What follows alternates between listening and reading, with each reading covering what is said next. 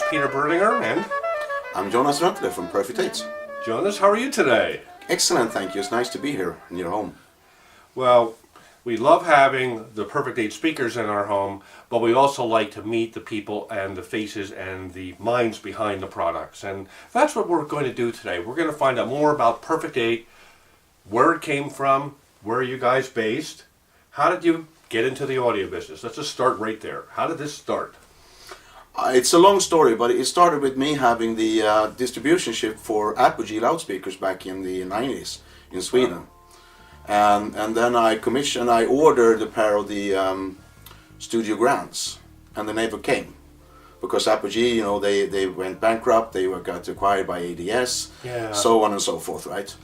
And then a friend of mine, he has been building and designing loudspeakers for more than 25 years.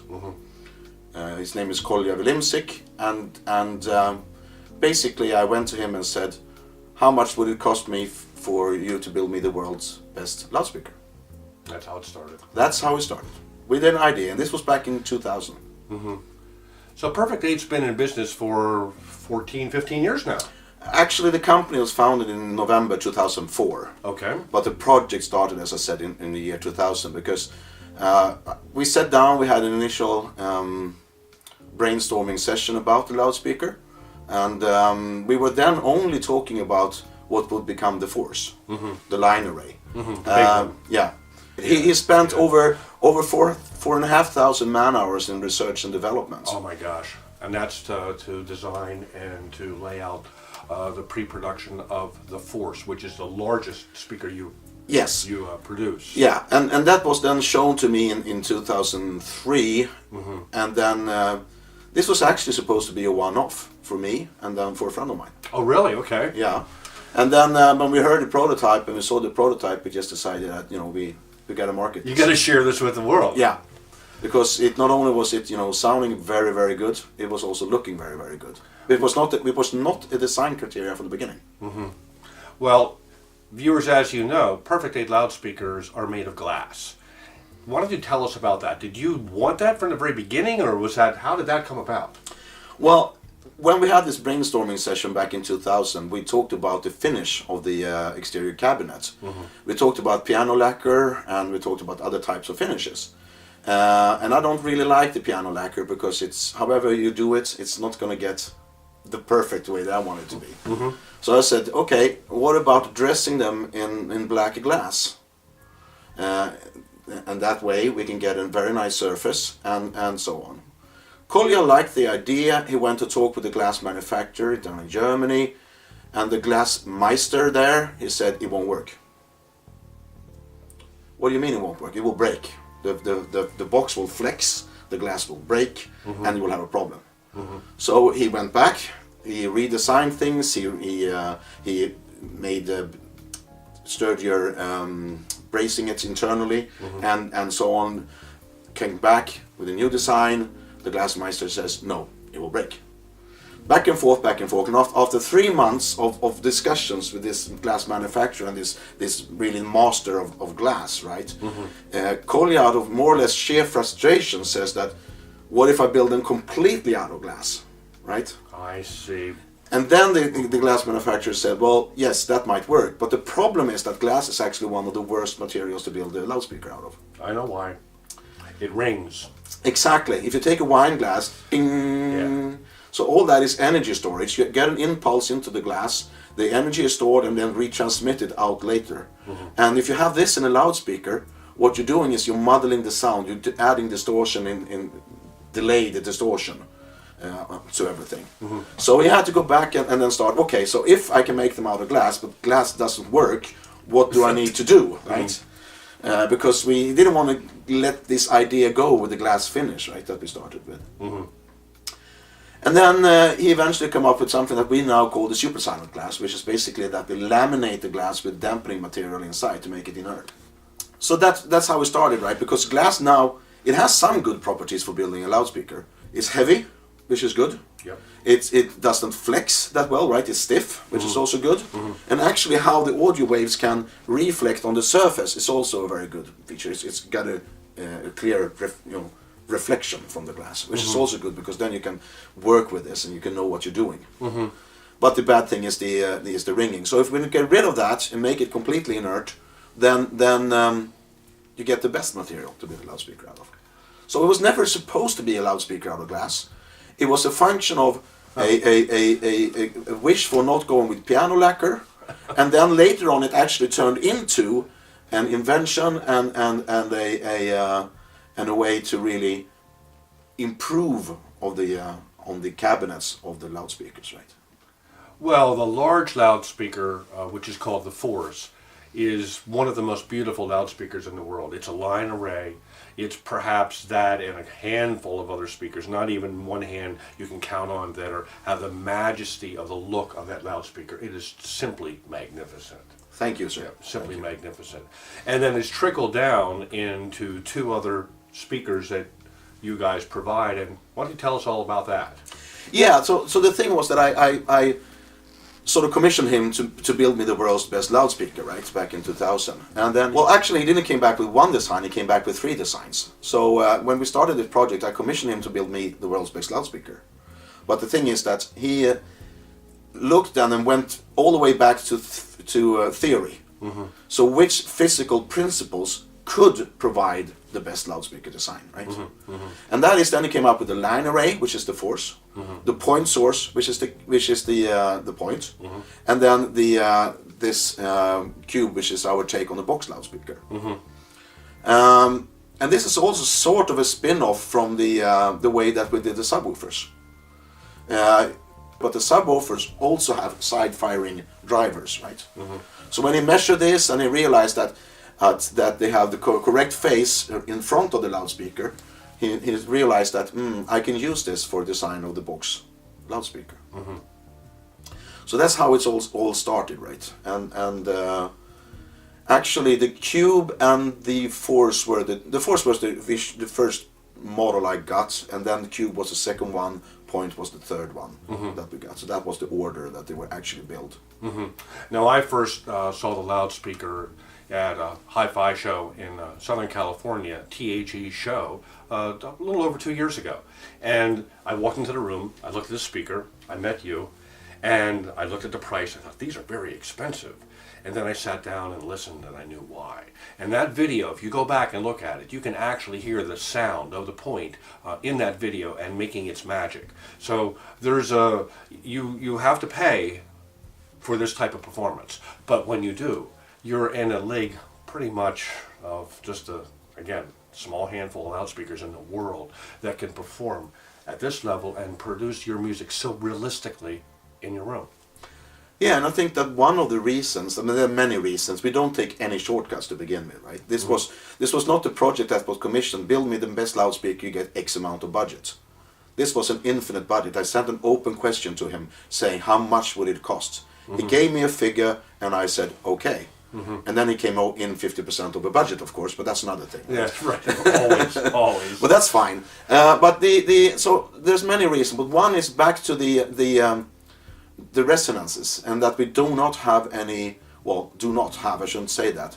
We have way less energy storage in the baffles and in the cabinets compared to other loudspeakers, right? There's actually a white paper on this on our website that you can have a look at, where we go through this and you can see the measurements, and it's a significant amount. You know, it's magnitudes less than what regular typical design has. So this means that you don't get any resonance from the loudspeaker box, which would muddle the sound, right? So that's one of the reasons why it's so good. Well, you can go over and wrap your knuckle on the top of it, and it's dead. It's dead as a doornail. And I've had several of our audiophiles on our listening panel over to knock on it, and they're just bowled over by it. And in fact, one of the listening panel members walked in the room, had seen pictures of the Cube online on your website, and just stood there, and his mouth just fell open. He said, they're just drop dead gorgeous. And there's just something about, there's a look of luxury about the Cube that you can't, it's hard to tell unless you see it in person. It's spectacular, just spectacular looking because of the glass. Yes, and I think this is one of the things, right? You see them on paper is one thing, to see them in your video is another thing, right? Yeah. To see them for real is the third thing. It's one of the few loudspeakers, I would say, where women come into the room and say, "Oh, they are beautiful." Yeah. And I mean, it's not too common to hear a woman say the words "beautiful" and "loudspeaker" in the same sentence, right? I mean, that's not so common, right? Well, aesthetically, there's nothing like them.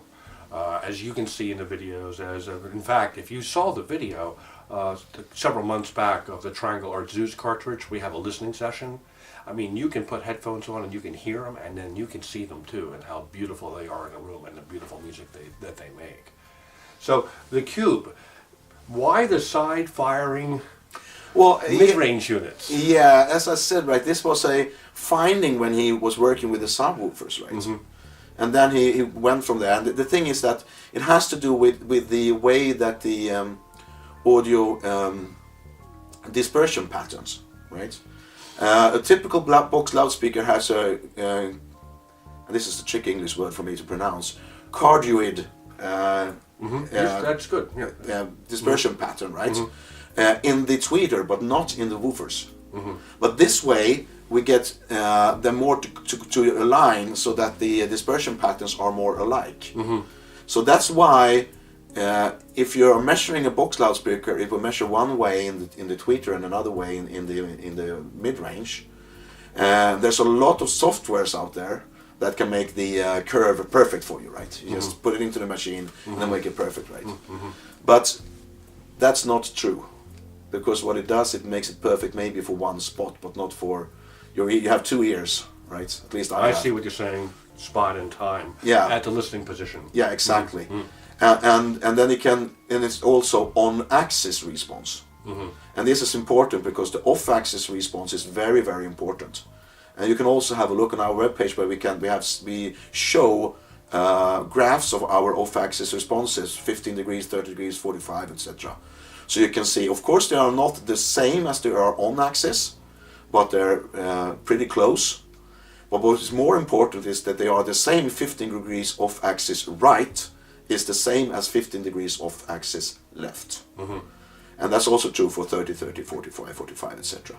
And this is actually why we are called the company fame the Perfect8.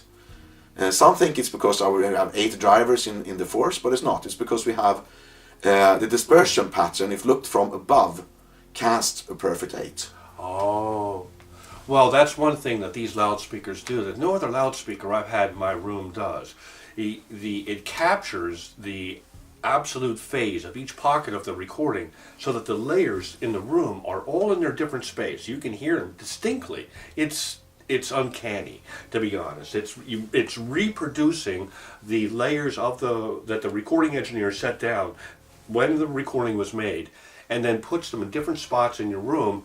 You lose yourself in the music. It's astounding, and in some respects, it's almost like having a surround sound system in your room because of the way some of the out of phase different pockets of music have been recorded with different types of microphones. You can hear that. You can hear the reproduction of that, and it's extremely real sounding. In fact, it's the most realistic sounding speaker I've heard. Yeah, and I think that, as you said, you're spot on here, right? My take on our loudspeakers is that you can't hear the loudspeaker. That's the first thing that I notice. Whenever I listen to any other loudspeakers, I can always hear. I can close my eyes and I can go like, okay, there's one, there's the other, right? I can hear them because of the resonances. The other is silence. Silence between instruments, right?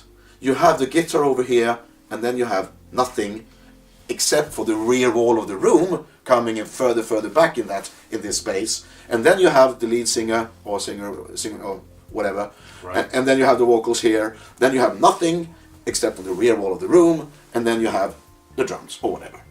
So it really separates the different instruments, not only in sideways but also in depth. We have tried to put a tweeter on the rear as well, and yes, it actually does improve, right? It sounds better.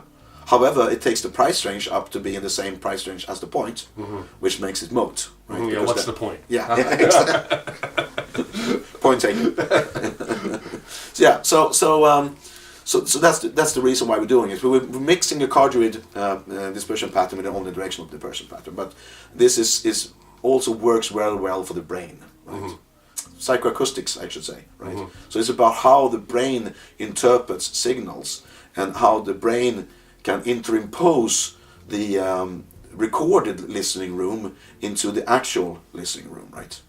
And this way, our loudspeakers make it easier for the brain to do this interpretation and this, layering, I should say. Images are placed on the sound stage, just like a real instrument when you go to a concert. And that's what we're paying for with high performance audio. This speaker does it better than even the MBL, which is an omnidirectional speaker that's been my reference speaker since 2006. And the MBL loudspeaker, 360 degree dispersion, it creates its own 360 degree immersion of everything. I mean, everything that you play through the MBL has an MBL signature to it. This does not. This speaker's signature is the signature of the music or the recording itself. It's not manufacturing that for you. And that's what I think is just extraordinary. I really do. Yeah, and I agree with you here, but I have to disagree a little bit as well. I think that only having that without having correct tonal characteristics, without having the sense of timing to the music, and without having the foundation of the music in the sense of a deep bass, right? I think that's something that you would lack as well. So in our design, we are aiming to have a tonal characteristic that is neutral, right? That is true to the music, right? We're not bright, we are not dark or whatever, right? We believe ourselves to be very neutral in that sense, right? And that's also then when it comes to the subwoofers and the bass, that's also why we decide to go with the subwoofer, to be able to really be able to drive and extend the bass. These subwoofers can produce down to 8 hertz, right? And we go plus minus 1 dB from 16 hertz to well over 25,000 with these loudspeakers, right? Wow. Well, as you've seen in a review, as you've seen in a listening session, the loudspeakers, the way we have them set up under review, we're using 2 satellite mid-range tweeter units, we're using 2 woofer units, they come standard with 1 subwoofer unit, we like 2 in our setup. The sound field that it creates is one of ultra realism, is I think the best way to describe it. And I also wanted to add, before we wrap up here with Jonas today, is how versatile the loudspeaker is. The loudspeaker is currently wired to a small power output single-ended amplifier, a 45 watt per channel single-ended amplifier, and it is effortless. It does not distort, it does not break up. It is the essence of music is coming through the system, and it's showing the power and the glory. I like to use that for single-ended triode amplifiers that you sometimes don't get with a solid-state amplifier or with a push-pull amplifier. So the versatility factor of the speaker is very high. The speakers, mid-range and tweeter unit, are 86 dB efficient, and it's a relatively benign impedance curve because this 45 watt per channel parallel single-ended amplifier from Audio Note is just a match made in heaven. Yeah, and I have some add-ons I like to make to your observations. I've been looking at some of the videos that you've been producing before, and naturally a loudspeaker of this size can't get that punch, right? You don't get that slam in your stomach, right? You get it from the subwoofers, but you won't get it from the satellites, right? Because it's so small. Yes, it's so small, right? Yeah. But and you said so you were saying that you can't really pop and rock on them, and which is good because it protects your hearing, right? But actually, I was supposed to bring you over because we have an active crossover that you can put in between your preamp and your power amp to cut off the low bass frequencies from the cubes. So if you really want to have them for a pop rock at the party time, you could put them in, and then you could pop and rock, right? There you go. But I will leave them out for serious listening. Okay. But they were not cryo treated, so I need to bring them next time. Okay. Well, extraordinary product here from Perfect8. Jonas has come over from Sweden to talk to you. talk to all of us about the loudspeaker. Feel free over time to email us, email Jonas, any questions you have about the loudspeaker. It is indeed unique. It is indeed almost a bespoke audio product, very exclusive. They're not made 100 at a time. These are made in just small quantities for very particularly, how can I put it, people who only want the best. And I mean the time to everybody knows that Bentley, for example, is a luxury car. And the small Bentley takes 220 hours to assemble, and the big one takes 280 hours to assemble. The Force takes somewhere between 250 and 300 hours to assemble. There you go. Everything is handcrafted, and you can't cut any corners because everything is visible. You know, you need to be meticulous when you're doing all the gluing and all of the work, right? Yeah, and when you get up close to the woofer module, when you get up close to the mid-range tweeter unit, it is perfect. You don't see any glue anywhere. You don't see any wire that's It's the attention to detail is right there for your eye to see. Yeah. So the attention for details goes not only at the aesthetical, of course, it goes all the way on the engineering and the actual performance of the loudspeakers. Well, that proof is in the listening, and we now know how good these speakers are. When's the next show? When can we hear the speakers? When can the public hear the speakers again? We will be exhibiting at Newport now in the end of May in Orange County. And we will be exhibiting the Cubes in one room, and we will have another room where we'll be exhibiting the Mark IIIs of the Point. So 2014 we were celebrating our 10-year anniversary, and we had wished to have it ready by then, but it was not. And if it's not ready, we won't release. So we will be releasing, we will be ready for Newport with the Point Mark III, which is going to be very, very exciting. We are introducing a new ribbon tweeter instead of an air motion transformer. It's proprietary. We made it, build that one, we built completely in-house. And then we have a completely commissioned new driver, a 7-inch driver that performs like a 9-inch driver. So it's really exciting. We've been working very closely with the manufacturer here to do this, and it is so different that they would have to change their molds and their tools set they have in the factory to make this driver for us. It's exciting times. It's exciting times. Well, we wish you the greatest 2015. Perfect8 loudspeakers are my new reference. The Cube is, to me, it's the most realistic loudspeaker I've ever heard. Thank you very much. Jonas from Perfect8. Thank you.